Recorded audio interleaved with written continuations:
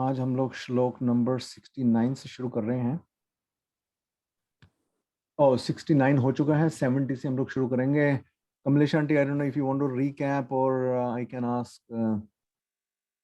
या बस यही ऊपर से 4 लाइनें जो 68 69 है उनको रिकैप कर लेते हैं, बाकी तो उसके बाद में फिर पढ़ते हैं आगे। ठीक है, तो पहले पढ़ लेते हैं, एक साथ ही कर लेंगे उसको। ठीक है, ठीक है।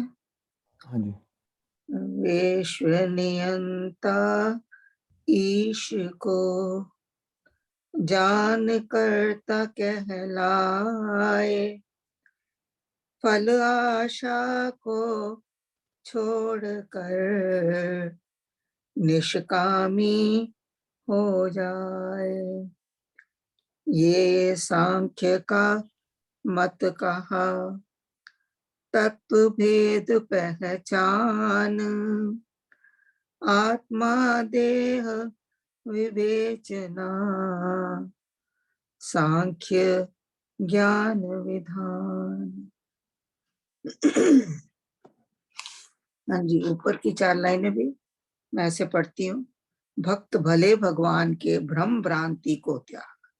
यहाँ पर भक्तों की चर्चा कर रहे हैं। इससे पहले उन्होंने 67 में भी उन्होंने बताया था कि जो जीवन मुक्त है वो कैसा होता है। वो अपनी इच्छा से काम नहीं करता, उससे जो विधि है, परमात्मा की जो नियति है, उसके आदेश से वो निष्काम कर्म में लगा ही रहता है। यहाँ आगे वो कह रहे हैं 68 में, जो भगवान के जो भक्त होते हैं उनके अंदर ना कोई भ्रम रहता है, ना कोई भ्रांति रहती है, ना कोई संशय रहता है, ना कोई भय रहता है। वो बिल्कुल निर्लिप्त होते हैं, निर्लेप होते हैं। उनको कोई भी चीज, पाप भी उनको छूता नहीं है, और वो वैरागी बने रहते हैं। वीतराग मतलब वैरागी बनकर, मतलब किसी चीज से उनको अटैचमेंट नहीं होती है और कोई चीज उनको छू नहीं पाती है। जैसे कमल का पत्ता होता है, पानी के ऊपर कीचड़ में रहते हुए भी कीचड़ से अलग होता है, इसी तरह वीतराग जो होते हैं वो संसार में रहते हुए भी अपने जीवन से मुक्त होते हैं। संसार की वासनाओं से, कामनाओं से, सब चीजों से मुक्त रहते हुए परमात्मा के प्यार में और परमात्मा की सेवा में और उसका काम समझकर हर काम को किया करते हैं।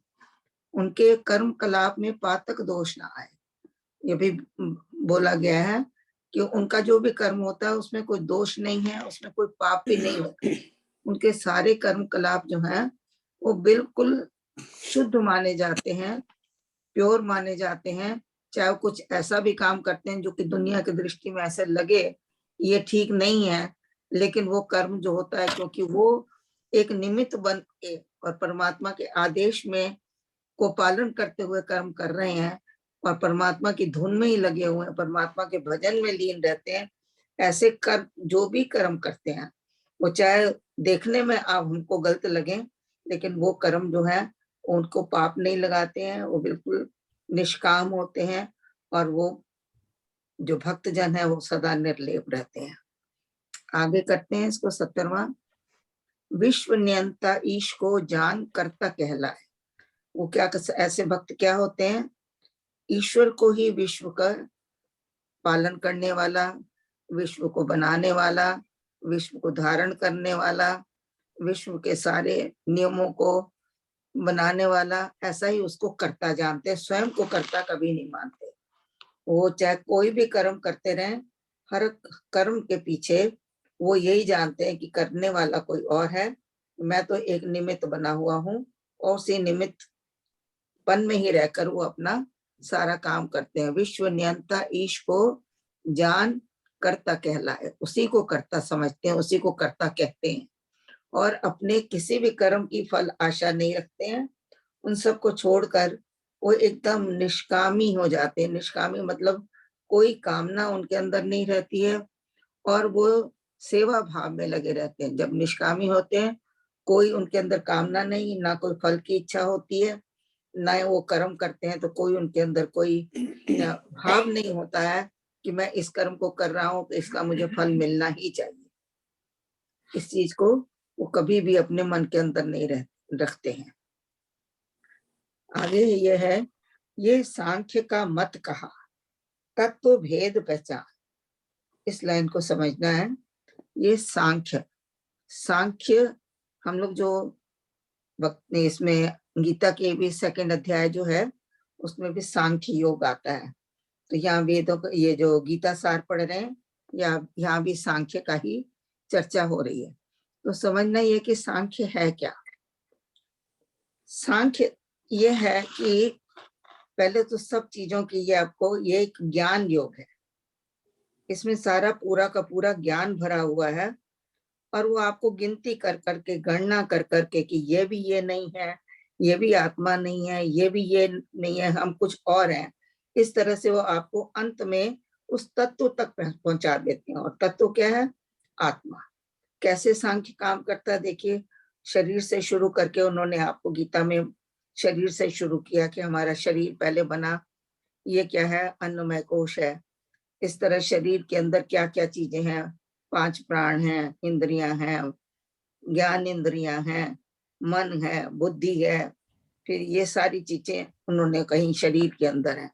फिर उसके बाद उन्होंने बताया कि आपके मन के अंदर ही विषय हैं, विकार हैं, प्रकृति में बाहर किस तरीके से हमारी जो कामनाएं हम सृष्टि में हम देखते हैं पहले, और वो सारी वासनाएं हमारे अंदर जाती हैं, मन तक पहुंचती हैं, मन से बुद्धि तक पहुंचती हैं। बहुत विस्तार तो नहीं कर रहे आज इसका, लेकिन थोड़ा थोड़ा ऐसे ही बता रहे हैं कि भाई इस तरीके से उन्होंने सांख्य में आपको ये ज्ञान दिया कि मन बुद्धि का ज्ञान दिया, इंद्रियों का ज्ञान दिया, शरीर का ज्ञान दिया, विषयों का ज्ञान दिया, उसके बाद में चित्त का ज्ञान दिया, वृत्तियों का ज्ञान दिया। फिर उसके बाद उन्होंने ये भी बताया कर्म कैसा होना चाहिए, कर्म का ज्ञान दिया कि कर्म सकाम है कि निष्काम है। तो किस तरीके से आपका मतलब ये सारा ज्ञान जो है, और ये सारा तत्व ज्ञान कहलाता है, सांख्य ज्ञान कहलाता है। और ये सारा सांख्य ज्ञान करते करते उन्होंने अंत में उसकी चर्चा करी, विवेचना करी, हर एक को आत्मा और देह से अलग किया कि ये आत्मा नहीं है, ये देह में आता है। जैसे हमारे मन है वो भी देह में आता है, शरीर वो इंद्रियां वो भी देह में आती हैं। आत्मा में क्या है? आत्मा निर्लेप है। इस तरह से एक एक की उन्होंने विवेचना करी है, एक एक को उसने देह और आत्मा को अलग कर करके हमको ये बताया है कि हम लोग आत्मा में ही रहते हुए भी हमेशा उसको भूले रहते हैं। Can I simplify it a little bit? जैसे आपसे कोई पूछे कि आप शरीर हो या आत्मा हो, तो खट से हम कह देते हैं हम आत्मा हैं। पर अगर देखा जाए तो हम इस निष्कर्ष पर कैसे पहुंचेंगे? उसका सरल तरीका ये है कि आप अपने हाथ को टच करिए और पूछिए क्या ये तुम हो? आप कहोगे नहीं, मैं तो, ये तो मेरा हाथ है। नाक को पकड़ोगे तो लोग पूछेंगे आप ये हो, आप कहेंगे नहीं ये तो नाक है। तो इस तरह से शरीर के हर अंग को आप छूते जाइए और पूछते जाइए क्या मैं ये हूँ, क्या मैं ये हूँ। इसी को नेति नेति कहते हैं कि नहीं मैं ये भी नहीं हूँ, मैं ये भी नहीं हूँ। तो अंत क्या हुआ? तो अगर आप कुछ भी नहीं हो तो आप हो क्या? तब आप कहते हो मैं आत्मा हूँ, चेतन। सांख्य मतलब कि ये सांख्य है, संख्या हटाते जाओ, निगेट करते जाओ, एक एक चीज को निगेट करते जाओ, तो जो अंत में बचेगा, जैसे आपने बोला कि ये मेरा हाथ है, तो ये मेरा कौन, ये मेरा कौन है, ये मैं कौन बोल रहा है। तो बेसिकली उस तक पहुंचने की विद्या है कि संख्या हटाते रहो, निगेट करते रहो और अंतिम में तत्व ज्ञान तक की प्राप्ति। इसमें मैं और मेरा हट जाता है, तब सिर्फ और सिर्फ चेतन रह जाता है। और चेतन को ही हम लोग भूले रहते हैं। दिन भर में हम लोग पूरे 500 तरह के काम करते हैं, 500 तरह के विचार आ रहे हैं, खा रहे हैं, पी रहे हैं। कभी विचार में ये नहीं आता कि ये आत्मा है तो हम खा रहे हैं, आत्मा है तो हम सोच रहे हैं, ये अंदर हमारे अंदर चेतनता है तो हम उठ बैठ रहे हैं, हम बातचीत कर रहे हैं। ये ख्याल कभी आता ही नहीं। इसीलिए वो कहते हैं कि आत्मा को अगर आप याद रख लें, उसकी माला नहीं फेरनी है, लेकिन हर वक्त उसको याद रखना है कि हाँ ये है, चेतन है, इसी वजह से मैं हूं। अगर इस चीज को हम ध्यान रखें तो ये सारा सांख्य योग ही हमें बताता है कि आप क्या क्या है। विषय आप नहीं है, विकार आप नहीं है, वृत्तियां आप नहीं है, मन बुद्धि चित्त अहंकार आप नहीं है, ये प्राण आप नहीं है, कुछ भी तो आप नहीं है।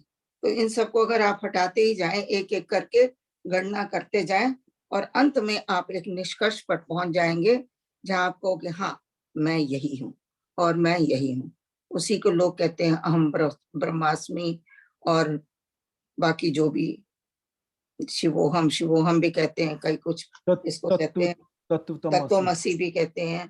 तो इस तरह से वो उन्होंने बताया है कि ये सांख्य का मत कहा, तत्व भेद पहचान, कि अपनी आत्मा को पहचानो, और खाली पहचानो ही नहीं, उसको जानो भी सही, और जानकर उसके ऊपर अमल भी करो। तो ये उन्होंने कहा है सांख्य यही हमें सिखा रहा है, ज्ञान दे रहा है, और वो कह रहा है कि तुम अंत में आत्मा को पहचानो, उसको जानो पहचानो और उसको अपने व्यवहार में लाओ। आत्मा देह विवेचना सांख्य ज्ञान विधान, आत्मा और देह का जो सेपरेशन है, वो अलग पना जो है, उसको हमने देखना है। उन्होंने विवेचना का मतलब है कि तरह तरह के आर्गुमेंट्स देकर, तरह तरह की बातें बताकर आपको कि मैं ये भी नहीं, ये भी नहीं, ये भी नहीं, तो ये विवेचना कर रहे हैं। आपको पूरा सब बता रहे हैं कि आत्मा और देह का सेपरेशन और या अलगाव जो है वही एक ज्ञान है।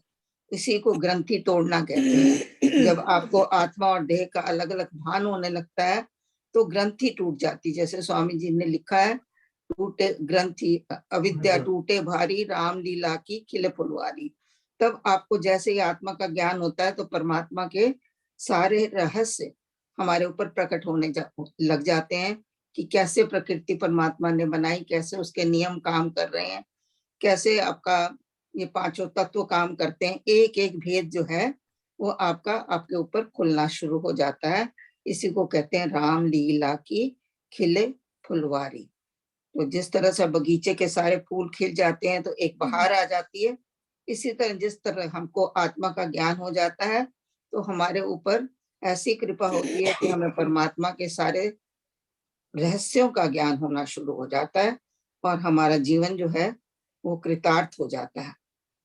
इसको कहा उन्होंने, ये सांख्य का मत कहा, तत्व भेद पहचान, आत्मा देह विवेचना सांख्य ज्ञान विधान। विधान का मतलब होता है यही परमात्मा का नियम है और यही सांख्य का ज्ञान है, जिसकी देह और आत्मा को अलग अलग समझो और उसको अलग अलग मानो और उसको विचार करो, विवेचना करो, उसका ध्यान रखो। दिन रात इस चीज का ध्यान रहना। हाँ, कि जब भी हम कोई भी कर्म करते हैं, हाथ से करते हैं, तब भी दिमाग में ये होना चाहिए कि हाथ कैसे काम कर रहे हैं, क्योंकि चेतना है। आंखें देख रही हैं, पीछे चेतना है। जब हम हर वक्त चेतना को आगे रखेंगे, या तो ऐसे कह सकते हैं हमारे पास चेतना है तो हमारी आंख देख रही है। दूसरा तरीका है हमारी आंख देख रही क्योंकि हमारे पास चेतना है। लेकिन जब हम चेतना को आगे रखते हैं तो इसका मतलब है कि हम चेतना को ज्यादा महत्व दे रहे हैं। आंख कान नाक मुंह इन चीजों को हम बाद में देखते हैं।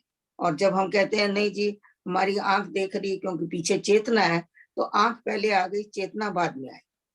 तो बात एक ही है, लेकिन महत्व किसको जाता है? चेतना को जाता है। तो पहले चेतना को आगे रखें कि चेतना है तो मेरी आंख देख रही है, चेतना है तो मेरे हाथ काम कर रहे हैं। बस इसी को ध्यान में रखते रखते जब हम इसमें स्थिर हो जाते हैं, उसी को स्थित प्रज्ञ कहते हैं, उसी को आत्मज्ञान कहते हैं, उसी में आत्मा में स्थिर हो जाना कहते हैं। टेक्निकली बायोलॉजिकल डिवाइस है ये सारा, जो पांच इंद्रियां हैं हमारी, ज्ञान इंद्रियां हैं, पांच कर्मेंद्रियां हैं, मन बुद्धि मैं वगैरह हैं, ये सब चीजें एक बायोलॉजिकल डिवाइस हैं। और सिर्फ ये ऊर्जा जो चेतना या कॉन्शियसनेस या आत्मा जिसको कह लो, तो ये बेसिकली हमारे को ऑपरेट कर रही है और उसका हमेशा ये ध्यान रखना। सिर्फ संसार में काम करने के लिए हमको परमात्मा ने ये चीजें दी हैं, डिवाइस दी है, सही बात। या ये डिवाइसेस हैं हमारे पास में कि जब तक तुम संसार में हो, ये संसार की प्रक्रिया तुम्हारी इन्हीं उपकरणों से, इन्हीं यंत्रों से चलेगी। और उसके बाद में अगर हम अपने परमात्मा की तरफ जाना चाहते हैं तो धीरे धीरे इनका लय हो जाता है। ना इंद्रियां रह जाती हैं, ना मन रह जाता है, ना बुद्धि रह जाती है, ना ही कोई ज्ञान रह जाता है। आप एक परम चेतना में उतर जाते हैं और उसी चेतना को आप अनुभव करते हैं। तो ये सारा ज्ञान जो आपको शरीर मिला है, ये सारा शरीर हमारे इस संसार में रहते हुए उसके उसमें सेवा करने, उसमें जीवन को यापन करने और अपने कर्तव्य कर्मों को करने के लिए ही मिला है। ये एक हमको सवाल सदा था मेरा, रखना चाहिए। कमलेश जी, एक सवाल था मेरा। हाँ जी। ज्ञान का तब यूटिलिटी है जब उसे प्रैक्टिकल लाइफ के साथ जोड़ा भी जाए और कहीं काम भी आए। जैसे हाँ हम ज्ञान की बात करते हैं, कोई कहे कुछ भी कहे, लेकिन कुछ चीजें वेरीफाइएबल है। कोई कहे कि पानी 100 डिग्री पे बॉईल करता है, कोई कहे मैं नहीं मानता। आप जाएं, पानी लें, आग लें, थर्मामीटर लें, नाप लें, तसल्ली कर लें। होता है तो मान लेना, नहीं होता है तो नहीं मानना। ये बात बिल्कुल ठीक है, आत्मा वाली। ऊपर आपने बताया कर्म योग का, कर्म भी करें जरूर और निष्काम भी करें। तो हाँ जी। जब तो कोई कैलेमिटी आती है जनरल, जैसे कि भूचाल आया, बाढ़ आई, तो हम कह देते हैं अल्लाह उत्पत्ति पालना ऊपर वाले ने करा, हाँ जी। तो चुप करके बैठ जाओ जी, राम राम करो, और तो कुछ करना नहीं है। लेकिन जब होता है वार हो रहा है दो कंट्रीज में, A and B, humanitarian grounds पे बंदे मर रहे हैं फॉर नो रीजन, और आप सिर्फ देख रहे हो और आपकी आत्मा कहती है इनकी मदद होनी चाहिए, सिवाय 50 रुपए देने के, दान के, यूक्रेन के, और कुछ आप कर नहीं सकते। और दुनिया में जो ताकतें चल रही हैं इस वक्त, दो थानेदार हैं, एक पुतिन और बाइडन। नाम के लिए कहते हैं कि हम शांति कर रहे हैं, शांति नहीं कर रहे। बजाय तीर कमान से नहीं लड़ना, तो मिसाइल से लड़, तो उससे नहीं तो उससे भी लड़, नाम शांति कर रहे हैं, पीस कीपिंग फोर्स। तो एक स्टेज आ जाती है आप कर्म चाह करके भी नहीं कर पाते। और दूसरी तरफ श्लोक आता है, यदा यदा ही धर्मस्व, जब जब तकलीफ होती है, धर्म की हानि होती है, मैं आता हूँ। एक तरफ तो ये ज्ञान की बात, दूसरी तरफ कर्म की बात। तो ये खाली हम अगर ज्ञान ज्ञान लें, हम आत्मा हैं, करें कुछ भी नहीं, ये कर सके ना, ये हेल्पलेसनेस हो, तो इनको आप रिकॉन्साइल कैसे करेंगे तीन चीजों को? देखिए जी, वो अभी आपने कहा ना कि कर्म हम कुछ कर नहीं सकते, कर्म खाली हाथ से नहीं होता है। कर्म तो आपने $50 दे दिए, वो कर्म है, लेकिन कर्म विचार से भी होता है। जब आप विचार करते हैं कि ऐसा नहीं होना चाहिए, भगवान शांति हो जाए, भगवान इनको सुमति आ जाए, तो प्रार्थना करते हैं। ये प्रार्थना भी आपका एक कर्म है। तो सारी चीजें मिलाकर कर्म, मतलब ज्ञान भी हमको कर्म में लेके जाता है। आपने अगर देखा हो तो सुनाओ कई बार कि गीता क्या कहती है, ये ज्ञान, कर्म और उसका भक्ति, तीनों का संयोग है। वो बारी बारी तो कहते हैं कर्म कर और फल की चिंता मत कर। हाँ, तो ये जो इस तरीके की जो ज्ञान है, कोरा ज्ञान नहीं है। ज्ञान को भी हमने प्रैक्टिकलिटी में लाना है। जो उस वक्त भगवान ये कहते हैं कि तुम्हारे पास जो कुछ है तुम उससे सेवा करो। वो ये नहीं कहते गो आउट ऑफ वे। अगर आपके पास धन है तो धन से करो, मन है तो मन से करो, तन है तो तन से करो, और कुछ भी नहीं है तो विचारों से करो। पर सेवा तो हम हर वक्त और हर जगह कर सकते हैं। ऐसा नहीं है कि सिर्फ पुतिन और बाइडेन ही लगे हुए हैं। हम लोगों का अगर मन उस तरफ चला जाता है और हम प्रार्थना करते हैं सुबह शाम कि भगवान इसको रोको और इसके ये किसी के हित में नहीं है, तो वो भी एक हमारा कर्म है। हम उस ज्ञान को कर्म में ला रहे हैं। चोपड़ा साहब जी, इन दोनों को पकड़ के ना बतला दो कि तुम हो क्या। एक्चुअली ये माया के रूप है ना, ये माया के रूप हैं और हम लोग इन्हीं से दूर जाना है। ये माया के वश में रहते हुए पिछले शांति का पाठ सुना रहे हैं, कह रहे हैं, पर अंदर से कुछ और चल रहा है। पर यही तो माया है, इसी तो माया बोलते हैं। इसको नहीं, ध्यान में एक रखते हुए इंडिविजुअल के लिए, एक आदमी के लिए हम कहते हैं ना, तीन गुण, रजोगुण, सतोगुण और तमोगुण। तमोगुण। तो जब इम्बैलेंस होता है तो तकलीफ होती है। तो एक इंडिविजुअल के लिए ये है, कलेक्टिवली बाढ़ और भूकंप है, ये किसके ऊपर डालेंगे? पुतिन को थोड़ा पढ़ाएंगे, पढ़ो भाई ये होता है। वो तो पहले पढ़ा के नहीं पढ़ा के अनपढ़ है, खुदा ही जाने क्या है नहीं है। तो ये आखिर में आके आ जाता है, यही लिखा होगा, यही लेना देना होगा, यही यूक्रेन वालों का होगा, यही मरना होगा बूढ़ों ने, बच्चों ने, तो फिर चुप कर जाते हैं और तो कोई नहीं। और जो हमारा श्लोक पढ़ते हैं कि जब जब तकलीफ होती है मैं आता हूँ, आता कोई नजर तो नहीं आता, आते तो यूएनओ वाले ने टाई भी लगाई होती है, लेकिन असर कुछ भी नहीं होती उनका। तो where do you put it in practical shape? वो कहते हैं जी जब तक पाप का घड़ा ऊपर तक नहीं भर जाता है तब तक नहीं आता परमात्मा। तो घड़ा तो भर रहा है लेकिन अभी भी उस लेवल तक नहीं पहुंचा जहां तक कि इसको होना चाहिए। तो परमात्मा तो है, ज्ञान हमें दे रहा है, हमारे ये जो स्क्रिप्चर्स हैं, संत महात्मा है, सब ज्ञान बांट रहे हैं। ये सब उसी के रूप है, परमात्मा के ही रूप है। पहले वो उनको भेज रहा है, फिर वो स्वयं आएगा। बढ़ते रहेंगे तब तक। विधि हाँ ये तो है। एक विधि इसमें सांख्य में एक और चीज जोड़नी थी मुझे कि सांख्य ज्ञान ज्ञान रूप तो है लेकिन ये एक दर्शन रूप भी है, दर्शन फिलॉसफी भी है। ये पूरा हमारी गीता जो है इसको फिलॉसफी भी कहते हैं। देखिए अंत में फिलॉसफी आपको कहाँ ले जाती, दर्शन क्या है कि वो आपको जो बताती है उसका दर्शन भी करवाती है। जैसे आपने देखा होगा पूरी गीता पढ़ते पढ़ते 11वें अध्याय में भगवान कृष्ण ने जाके अर्जुन को दर्शन दे दिए, अपना विराट रूप दिखा दिया। तो यहाँ पर भी यही मतलब है कि सांख्य योग जो है ज्ञान रूप तो है ही है, साथ में ये दर्शन रूप भी है, ये फिलॉसफी भी है और ये दर्शन भी है। जब इसको पढ़ते जाएंगे अंत में हमको ज्ञान तक ये आत्मा तक पहुंचा ही देगा, आत्मा के दर्शन भी करवा देगा और आत्मा का अनुभव भी कराएगा, ऐसा मेरा मानना है। anyone likes to add anything before we go on 72 and 73? हाँ जी विपन जी, हाँ जी एक अंकल। छोटी सी बात कह रहा हूँ, ये सब जो देख रहे हैं ना, जब ये बड़ा अच्छा प्रश्न था इनका, चोपड़ा साहब का, कि ऐसा क्यों हो रहा है। इसको देख के हम जो है इतने प्रभावित ना हो, क्योंकि ये विधि का विधान है, बैलेंसिंग है। अब देखिए उसने कर्म किया ज़ेलेंस्की ने, कि उसका कर्म था कि उसको गैस जो थी उसको डिस्ट्रीब्यूट वहां से हो रही थी, तो उसने उसका दाम बढ़ा दिया कि मेरी कमीशन ये जो है धर्म 1% ये पे। धर्म सभा की जगह ये अर्थ सभा हो जाएगी अगर हमने सारा डिस्कशन करना Yeah. शुरू कर चलो दिया। चलो छोड़े, मेरा तो मेरा I मतलब know कहने का जो हमारा भारतवर्ष है जिसमें कि गीता का ज्ञान है, आज के जितने भी प्रधानमंत्री हैं सारे इधर ही आ रहे हैं, इसके यहाँ के भारतवर्ष के ज्ञान में जुड़ना चाहते हैं कि भाई ये बताइए ये क्यों हो रहा है। सब शांति का शांति का प्रस्ताव लेके आ रहे हैं कि भाई यहाँ से शांति शुरू होगी भारतवर्ष से, क्योंकि भारतवर्ष में ये ज्ञान है गीता का। किरण आंटी 72 and 73।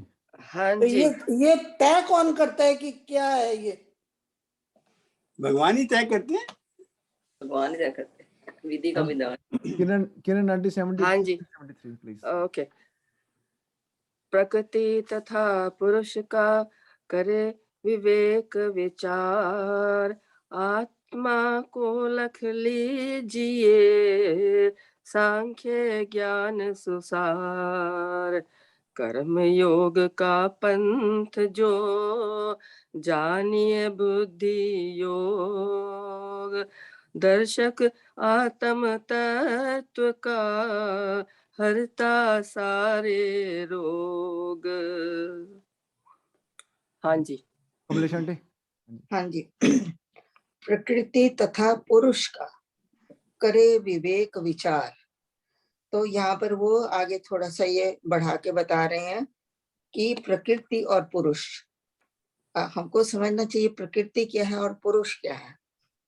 पुरुष जो है वो परमात्मा ही है और वो पूरे संसार में एक ही है, और जो कुछ भी उस पुरुष ने रचा है, बनाया है, जो हमारे देखने में आता है, सुनने में आता है, हाथों से उसको स्पर्श में आता है, नाक से सूंघने में आता है, हर चीज जो भी है वो सब प्रकृति है। और वो कहते हैं कि इसका विचार करना चाहिए, और विचार भी किससे, विवेक से करना है, खाली मन से नहीं करना है। मन और बुद्धि, विवेक जो है वो बुद्धि में होता है, तो उससे हमको विचार हर वक्त ये करना चाहिए कि ये प्रकृति है, प्रकृति के गुण हैं। जैसे उस दिन बताया था कि प्रकृति जो है 8 चीजों से मिलके बनी है, उसको अष्टधा प्रकृति कहते हैं। अष्टधा मतलब 5 तो उसके तत्व हैं, जल वायु अग्नि आकाश और पृथ्वी, 5 तो वो हो गए, और 3 उसमें गुण आते हैं, तमोगुण, रजोगुण और सतोगुण, तो ये मिला के बनते हैं 8। इन 8 चीजों से, इस 8 मटेरियल को लेकर परमात्मा ने इस प्रकृति का निर्माण किया है, उसको बनाया है। तो ये इसका हमें हमेशा इसका ध्यान रहना चाहिए कि ये प्रकृति है, ये सदा रहने वाली नहीं है, ये जड़ और चेतन का मिक्सचर है, दोनों खुद से मिल के बनी है और ये विनाशी है, अविनाशी नहीं है। इसका विनाश होएगा, समय पाकर इसका विनाश हो जाएगा। और पुरुष क्या है? जो कभी भी, जिसका अंत नहीं होने वाला है, सदा से था, सदा है और सदा ही रहेगा, परम सत्य है, प्रकाश रूप है, ज्ञानानंद स्वरूप है, उसके सारे गुण हैं उसके, तो वो पुरुष है। और प्रकृति जो है उसको स्त्री रूप माना गया है और परमात्मा को पुरुष रूप माना गया है कि पुरुष एक ही है और प्रकृति जो है ये सारी सृजन करने वाली चीज है। जिस प्रकार प्रकृति, दैट मीन्स प्रकृति का भी नाश होता है। बिल्कुल, प्रकृति जड़ और चेतन से मिलके बनी है ना, तो इसलिए जो भी चीज जड़ और चेतन, हमारा शरीर भी जड़ और चेतन का मिक्सचर है, तो इसलिए उसका भी नाश होएगा, प्रकृति का भी नाश होएगा। तो प्रकृति सृजन का कार्य करती है। जिस तरह से कि पुरुष और स्त्री मिलकर एक कोई भी संरचना करनी होती है, कोई भी संसार में किसी जीव को लाना होता है, तो दोनों का जरूरी होता है। इसी तरह से इस पूरे जगत की रचना में भी पुरुष और प्रकृति का ही हाथ है। प्रकृति जो है वो पैदा करती है। देखिए, आपकी जो पृथ्वी है वो सब कुछ पैदा करती है, जिससे हमारे शरीर चलते हैं। फिर पानी है, उसको जो है अग्नि से या धूप पड़ती है तो सारा पानी ऊपर की तरफ जाता है। तो इस तरीके से सारी प्रकृति में नियम बने हुए हैं, उन नियमों के अनुसार चलती है प्रकृति। फिर वो आकाश जो है वो वर्षा करता है। तो इस तरह से एक दूसरे की सहायता करते हुए ये प्रकृति जो है वो काम करती रहती है। और हमको उससे लेसन लेना है कि जिस प्रकार प्रकृति और पुरुष मिलके काम कर रहे हैं, पीछे में पुरुष है, क्योंकि शक्ति जो है वो परमात्मा की है और कर्ता कौन का बन रहा है? प्रकृति बन रही है। इसी तरह से हमको भी यही सदा सोचना चाहिए कि कराने वाला तो पुरुष, हमारे पीछे भी वही है, परमात्मा ही है, लेकिन हाथ, पैर, कान, आंख और जो भी हमारे शरीर का अंग काम कर रहा है वो सिर्फ उसके नियम में काम कर रहा है और उसके हम निमित्त बन के काम कर रहे हैं। तो ये सदा याद रखना चाहिए। यहाँ वो कहते हैं प्रकृति तथा पुरुष का करे विवेक विचार, विचार करते करते ही आप निष्कर्ष पर पहुंचोगे। इसी में ही फिर करते करते आपको आत्मा का दर्शन होएगा। आत्मा को लख लीजिए, सांख्य ज्ञान सुसार। सांख्य ज्ञान जो है, सांख्य ज्ञान आपको यही बता रहा है और यही सच्चा ज्ञान दे रहा है और यही बता रहा है कि यही एक सार है। सार क्या है? आत्मा। सार क्या है? पुरुष, परमात्मा। ये सारा सिर्फ सार यही है और बाकी सब चीजें जो हैं वो रचना करी गई है और यही ज्ञान हमको सांख्य ज्ञान दे रहा है। आगे है, अब हम लोग यह देखिए यहाँ पर ज्ञान का खत्म करके अब कर्म योग की बात पे आ रहे हैं। ज्ञान अभी तक पीछे जितना भी हमने पढ़ा वो सारा ज्ञान ही था। अब जो कह रहे हैं कि कर्म योग का पंथ जो जानिए बुद्धि योग। अब वो कहते हैं कि कर्म योग जो है ये बुद्धि से चलता है, बुद्धि का योग है। देखिए, कहीं कहीं आपने गीता में कहीं अगर पढ़ा हो तो उसमें ये भी लिखा हुआ है कि जब मैं किसी से भक्त से बहुत प्रसन्न हो जाता हूँ तो मैं उसको बुद्धि योग देता हूँ, ज्ञान योग देता हूँ, बुद्धि योग देता हूँ, ताकि वो कर्मों को बड़ी अच्छी तरह से और बड़ी समता से, कर्तव्य भाव से, सेवा भाव से उनको कर सके। तो ये जो हमारा कर्म योग का पंथ है ये बुद्धि योग है। बुद्धि से ही परमात्मा प्रसन्न होता है जब हम अच्छे काम करते हैं। वो कहता है कि बुद्धि में ही मैं आके तुम्हारी निवास करता हूँ। जब बुद्धि में परमात्मा बैठ जाता है, हमारी प्रज्ञा खिल जाती है, तभी हम अच्छे कर्मों की तरफ जाते हैं और हमारा ध्यान जो है संसार से हट जाता है। तो कह रहे हैं कि इस तरह से करते करते कर्म योग का पंथ जो जानिए बुद्धि योग दर्शक आत्म तत्व का हरता सारे रोग। तो जब हम इस तरह से अपना जीवन चलाते हैं बुद्धि योग के ऊपर और कर्म योग के ऊपर, तब हम आत्म तत्व को पहचानने लग जाते हैं, तब हम दर्शक बन जाते हैं अपने आत्मा को जानने के।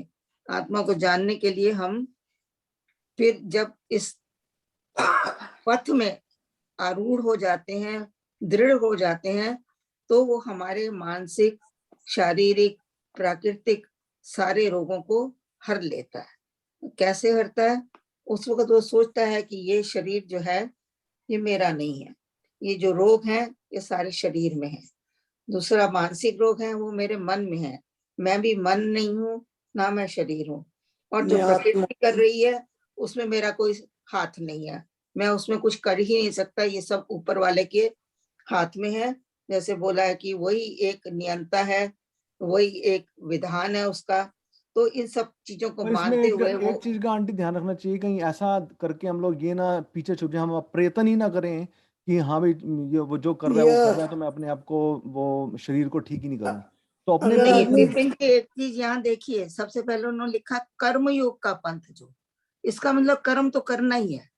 आप इसको कर्म को छोड़ के तो कुछ कर नहीं सकते बुद्धि योग को। और ठीक कर्म करिए। कर्म योग का पंथ, ये तो उन्होंने पंथ जो बताया कर्म योग का, उसमें तो कर्म को ही प्रधानता दी है कि आपने कर्म करना है, लेकिन कैसे करना है? विवेक से करना है, बुद्धि से करना है, और इस सब को जानते हुए करना है कि करने वाला मैं नहीं हूँ, करने वाला परमात्मा है, और मेरे से जो काम हो रहा है वो मेरे चेतनता की वजह से मेरे हाथों से काम हो रहा है। तो इन सब चीजों को वो जब विचार करता है, और ये विचार करते करते उसके सारे जितने भी दुख हैं, रोग हैं, कष्ट हैं, सुख दुख हैं, वो उसको अनुभव नहीं होते। ये कहना कि भाई आते नहीं है उसके ऊपर, आते जरूर हैं, लेकिन वो उसको प्रभावित नहीं करते हैं। हाँ जी। बुद्धि हाँ योग जी। या तो sorry any like to sorry, हो गया आंटी कमेंट आंटी? हाँ जी, हाँ जी, बस ये याद रखना है कि ये कर्म योग है। कर्म योग में हम कर्म से पीछे नहीं हट सकते हैं, और आपको पता ही है कि कर्म तो आपके शरीर में 24 घंटे हो ही रहे हैं। हाथ से ना भी काम करें, विचारों से काम करते हैं। अंदर हमारे शरीर में सारी क्रियाएं चल रही हैं। आपके देखिए जो पाचन क्रिया है वो काम कर रही है, आपकी श्वास क्रिया काम कर रही है, आपके जो ये ग्रंथियां नीचे में जो है, आपकी जननेंद्रिय हैं, गुदा द्वार है, सब अपने आप काम कर रहे हैं। इनको आपको बहुत वो करने की जरूरत भी नहीं होती है। तो इसीलिए वो कहते हैं कि कर्म से तो आप छूट नहीं सकते हैं।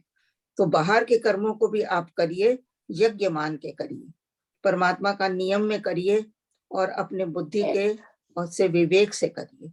बस इतना ही उनका कहना है। Anyone likes to add anything before we go to 74 and 75? बस यही है कि जो मैं एक शब्द को ऐड करना चाहूंगा कि भाई आत्मा को अपने केंद्रित में रखिए। बिल्कुल केंद्र नियंता सब वही है। आत्मा को केंद्र में रखें, मैं तो कहूंगी प्रमुख रखें, आगे रखें, सबसे आगे। केंद्र में तो होता है कि बीच में रखना, तो केंद्र जो है वो मेरे हिसाब से तो उसको प्रमुख मानना चाहिए, आगे रखना चाहिए सबसे। नहीं, हमारे अपने करने से या सोचने से मैं सोचता हूँ कि एक लिमिटेशन ही है जिसके अंदर अंदर हम कर सकते हैं। अगर सारी सुप्रीम पावर वहां से है, आत्मा से है, भगवान से है, तो वो क्यों नहीं ये चीज उनके दिमाग में डाल देता कि आजकल सिकंदर कहाँ होता है जी, तो लड़ाई खत्म हो जाए। नहीं देखिए, जो उन्होंने आपको इसीलिए दिया है ना कि ये सब चीजें तो उन्होंने आपके दिमाग नहीं दिया, दिमाग सोचने के लिए तो दिया। नहीं, हमें तो दिया है, हम कहाँ लड़ रहे हैं, हम तो घर बैठे हैं। नहीं, जो उन्होंने आपको आत्म शक्ति दी है वो परमात्मा की तरफ जाने के लिए दी है, संसार के लिए नहीं दी है कि आप उसको चेतनता को जागृत करें और संसार चलाएं। वो आपकी इस तरीके से नहीं चलती है। उसका नियम डिफरेंट है कि जब तक आपके अंदर चेतना जागृत होगी तो आप गलत काम करोगे ही नहीं, और अगर आप गलत काम कर रहे हैं तो इसका मतलब आपकी चेतना सुप्त है अभी, और वो उसके लिए परमात्मा तो आपको आएगा नहीं। परमात्मा आपको तो ज्ञान दे सकता है संतों के द्वारा, अगर आप सुनने ही नहीं जाओ स्क्रिप्चर के द्वारा, जिसको कि हम कभी पढ़े ही ना, खोले ही ना, तो परमात्मा कहेगा मेरी गलती थोड़ी है ये, तुम लड़ो मरो जो मर्जी करो, मैंने तुम्हें साधन दिए हैं अपने आप को सुधारने के, आगे बढ़ने के, मेरी तरफ आने के। अगर तुम उनको लेना नहीं चाहते हो तो तुम संसार में इसी में लगे रहो। तो माया है ना, तो माया नहीं, बट उसको पता तो लगना चाहिए ना कैसे ले वो। अगर उसको पता ही नहीं लगेगा तो तो वृत्तियां बता सकती हैं ना, ऐसे नहीं कोई किसी को पता चल सकता। पता तो सबको लगता है। आप कभी कोई गलत काम करने लगते हो, आपके अंदर से आवाज आती है, लेकिन हम उसको सुनते नहीं है, हावी हो उसको जाती इग्नोर है। कर देते हैं, तो फिर वो धीरे धीरे बंद हो जाती है। लेकिन कभी ऐसा नहीं होता कि भाई आपके अंदर कोई आवाज ना आई हो। आप चोरी करें और आत्मा आपकी ना बतलाए, ऐसा हो ही नहीं सकता। शुरू में तो बताती है कि आप गलत करने जा रहे हो, लेकिन हम उसको पर्दे डाल देते हैं, उसके ऊपर ये कह देते हैं अरे कुछ नहीं होगा, दुनिया कर रही है, हम क्या क्या पकड़े जाएंगे, हम भी तो, हमारे पास पैसा नहीं है, कोई तो तरीका होना चाहिए। तो ये करते करते हम लोग उनमें लिप्त हो जाते हैं। तो ये नहीं है कि परमात्मा बताता नहीं, वो तो हमारे को उसने सृष्टि में जो भी एक एक चीज है, इवन अणु परमाणु तक हमें सिखाता है। वो कोई ना कोई हर चीज में लेसन है।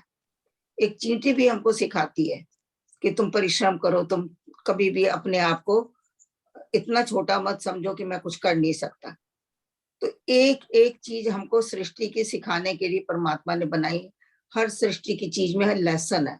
अगर हम उसको देखें नहीं, उसको समझे नहीं, पानी बह रहा है, देख रहे हैं कि पानी कितना सरलता से, कितनी पवित्रता से और कितने फ्लो से बह रहा है। किस लिए बह रहा है? वो हमारे लिए बह रहा है। वो खुद नहीं पानी पी रहा। पेड़ फल दे रहा है, किस लिए दे रहा है? हमारे लिए दे रहा है। अगर हम भी इसी में कुछ सहयोग कर सकते हैं तो आप उसके सृष्टि के नियम में लग जाते हैं। लेकिन अगर आप उसकी तरफ ध्यान ही नहीं देते हैं, हर चीज का फायदा ले लेते हैं और उसके बाद भूल जाते हैं, स्वार्थ में लग जाते हैं, तो ये परमात्मा का कसूर तो नहीं है ना। परमात्मा ने देखो हर चीज को ऐसा बनाया है कि हर चीज एक दूसरे से सहायता लेती है, फिर वो उसको वापस करती है, फिर लेती है। ये चक्र चल रहा है, पूरा चक्र है। सूरज है, पृथ्वी है, ये आकाश है, अग्नि है, जल है, सब एक दूसरे में वर्त रहे हैं। Everything is just giving and taking, giving and taking. We are not part of it. जैसे जैसे पेड़ों में फल लगते हैं तो तुम पानी देते हो तो फल लग रहे हैं। नहीं जी, आप सड़कों के ऊपर इतने पेड़ लगे हुए, आप पानी देने तो नहीं जा रहे। वो तो सृष्टि, वो तो परमात्मा दे रहा है पानी। उसको अपनी पता है कि मैंने क्या करना है। एक पत्थर के नीचे कीड़ा बैठा, उसको भी वो भोजन दे रहा है, आप देने नहीं जाते। या बट कोई इसलिए तो वो बनाता ही है ना कि उनको धूप छांव तो मिलती है ना, तभी वो फल देते हैं। देखिए, नियम में काम हो रहा है, कोई नहीं कर रहा है। अगर आप ये कहो ना कि मैं कर रहा हूँ या कोई और कर रहा है, कोई नहीं कर रहा है। ये सब नियम में नहीं, सृष्टि में तो हो ही रहे ना। हाँ, तो सृष्टि में नहीं है, सृष्टि तो नियम से चल रही है। या अगर आपने लीला वाला चैप्टर पढ़ा है तो उसमें यही है, लीला राम रचाई साधो, लीला राम रचाई। सृष्टि के सब नियम हैं, उसमें ये सब लाइनें हैं। उन नियमों के अनुसार प्रकृति काम करती है। लीला रची राम ने भक्त रिझाने हेत, भक्ति प्रेम से देखिए खोल ही एक नेत। तो इसको देखने के लिए पहले तो अंदर भाव होना चाहिए, हृदय के अंदर नेत्र खुलने चाहिए, तब जाके हम इन चीजों को पहले महसूस करें, फिर उसके अंदर हम भाग लें। महसूस ही नहीं करते क्योंकि स्वार्थ इतना भरा हुआ है कि हर जगह हम स्वार्थी होके अपना काम निकालते हैं और चल पड़ते हैं आगे। हर चीज में हम स्वार्थी हैं। देखो, संसार में भी हम लोग जितना देना चाहिए उतना देते नहीं, जितना लेना नहीं होता उससे ज्यादा ले लेते हैं। इसीलिए तो कर्मों में बंध जाते हैं, क्योंकि कर्म बंधन तब इतने हो जाते हैं कि फिर हमको बार बार शरीर लेना पड़ता है। तो ये नियम है सृष्टि का, उस विधि का नियम विधान है। हाँ, सृष्टि का विधान है, उसका नियम है। उसमें अगर हम भी सहयोगी बन जाते हैं तो हम परमात्मा के बंदे हो गए, नहीं तो फिर हम संसार के बंदे हैं। अगर हम सहयोग नहीं करते तो हम चोर है, ये भी गीता में कहा गया। हाँ, जो अपना अपना स्वार्थ साध लेते हैं, समझो कि वो चोर है। एक और चीज है कि ये जो हमारे अंदर सिक्स सेंस है ना, जो सिक्स सेंस को ही आत्मा बोलते हैं। आत्मा का एक सिक्स सेंस ही पार्ट है। आत्मा तो आपको हर तरफ से कोई ना कोई शीशा दिखाई रही है जी। चाहे आपकी इंद्रियों से भी बताती है, बोलती है। आत्मा तो बोलती है और बताती, कहते हैं ना, बिना मुंह के वो बोलती है, बिना कान के आत्मा सुनती है, बिना उसके दीपक के वो देखिए उसमें प्रकाश है। तो ये सब बातें जो कही गई हैं, झूठ तो नहीं है ना। वो तो हर घड़ी हर क्षण हमको निर्देश देती है। मतलब हम लोग इतने अज्ञान में पड़े हैं, इतने घोर कूप घने कुओं अंधेर में में। पड़े हुए हैं कि जहां हमें उसकी आवाज सुनती नहीं है, और इसलिए हम लोग जो है अज्ञान में फंसे रहते हैं। अगर आत्मा की आवाज हमको समझ में आ जाए तो फिर हम गलत काम कर ही नहीं सकते। उसी समय पता चलता है, तभी ये पता चलता है जब महाराज जी ने लिखा है, कुमति कूप में पतन था, पकड़ निकाला हाथ और धाम बताया ईश ये का गुरु देकर। बताता है, सिर्फ गुरु के पास ये शक्ति है कि वो आपको इस कूप में से, अंधेरे कुएं में से बाहर निकालता है। और क्या लाइन क्या है, कुमति कूप में पतन था, पकड़ निकाला हाथ, धाम बताया धाम ईश का बताया ईश का देकर देकर अपना पूरा। साथ। तो यही तो उन्होंने देखी, अगर गुरु महिमा में ये कृतज्ञता में पढ़ते हैं तो इसके ऊपर हमको सोचना भी चाहिए, विचार भी करना चाहिए, देखना चाहिए कि किस तरह से गुरु ने हमको कहाँ से निकाला है और कहाँ तक पहुंचाया है, और आगे भी वो पूरी जिम्मेदारी के साथ हमारे साथ है। तो ये बस विचार करने की चीजें हैं। देखिए हम लोग अभी पढ़ेंगे भक्ति प्रकाश, बंद करेंगे, फिर उसको अगले हफ्ते खोल के बैठ जाएंगे एक पेज को। सो हमारा विचार और हमारा विवेक तो काम करता ही नहीं है ना, बुद्धि काम करती ही नहीं है। तो इसीलिए हम पतन के कूप के पतन में पड़े हुए हैं। बार बार पढ़ने से, बार बार मनन करने या से, बार बार पढ़ने से कुछ तो असर होता ही है। हाँ या- जी, एक बात मैं और कहूंगा कि ये कभी भी किसी हालात में भी हम कितने भी नीच बन जाए, आत्मा के ऊपर दोष कभी भी लगाना नहीं चाहिए हमें, किसी तरीके से भी। आत्मा का अगर आप दोष है लगा ही भी नहीं। लोगे तो उससे होगा क्या, आत्मा तो मलिन होने वाली है नहीं। कोई आत्मा ये का तो दोष निकालना भी चाहे तो वो गलत है। देखिए जी, ये पर अगर जो आप निकाल लगाते भी हैं लेंगे लगाने तो दो, क्या करोगे? वही तो मैं कह रही हूँ, अगर आप दोष निकाल भी लोगे तो आत्मा का तो कुछ बिगड़ने वाला नहीं है, या क्या कर लोगे? बिगड़ेगा तो आप ही का। अगर आपने दोष लगाया तो आप अज्ञान में और ज्यादा गहरे उतर गए, आप ज्यादा नीचे उतर आपने गए। गलत काम किया। या तो आत्मा के ऊपर तो आप दोष चाहे 1000 भी लगा दो, आप अपनी आत्मा को अपने कर्मों से ढके जा रहे हो। आप दोष लगा रहे हो, आपने आत्मा के ऊपर एक और पर्दा डाल दिया। आत्मा तो वैसे की वैसे रहेगी, वो तो उसमें निर्लेप है। तो वो ये तो नित्य आपने मुक्त अपने आप को बताना है कि हमने आत्मा को दोष नहीं देना है। आत्मा दोषी हो ही नहीं सकती है ही या, नहीं। या। वो तो नित्य मुक्त भक्त, मुक्त शुद्ध बुद्ध और अनादि अनंत फिर अजन्मा वो ज्ञान अविनाशी में है। है जी, आत्मा ज्ञान में है। तो जब ज्ञान में है वो क्यों गलत काम करेगा? तो इसलिए सोचना हमको है, आत्मा को नहीं सोचना। आत्मा तो सिर्फ है और सदा रहेगी, बस। आगे बढ़े। अब आगे बढ़ने वाला टाइम वैसे खत्म हो गया, पर रजनी महाराज जी भजन आप शुरू कर सकते हो। भजन गाना। 10 मिनट।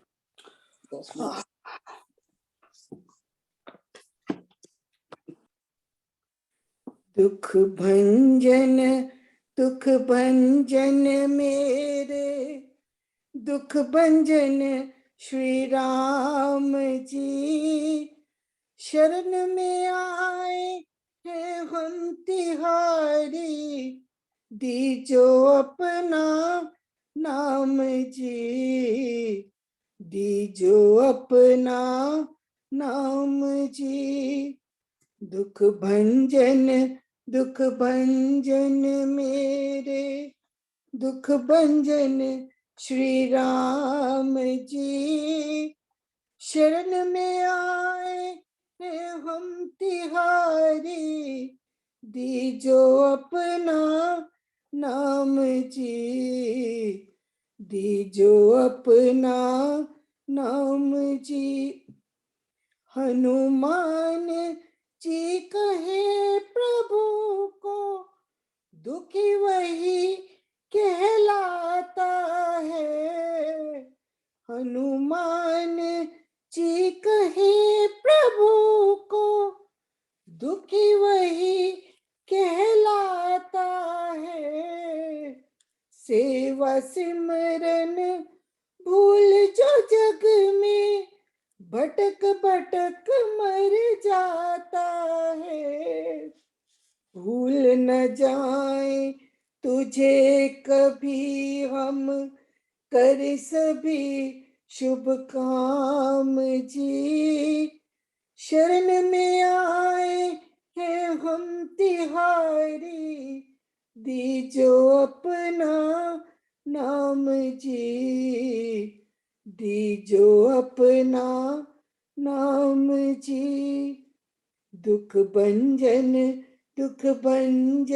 मेरे दुख भंजन श्री राम जी, शरण में आए हैं हम तिहारी, दीजो अपना नाम जी, दीजो अपना नाम जी।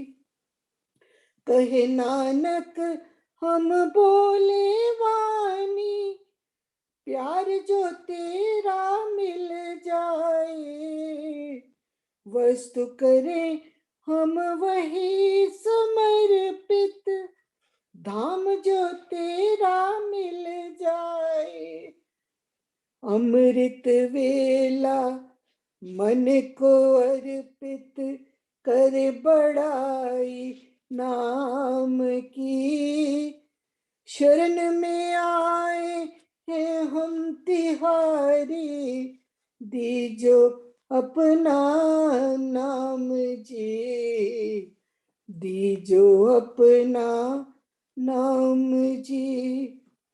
सत्यानंद जी कहे जगत को, नाम सुनामी एक है, पाप हरे सब दुख निवारे, नाम प्रभु की टेक है। सर्व काल रहे नाम मग्न मन, पाए शांति विश्राम जी, शरण में आए हैं हम तिहारी, दीजो अपना नाम जी, दीजो अपना नाम जी।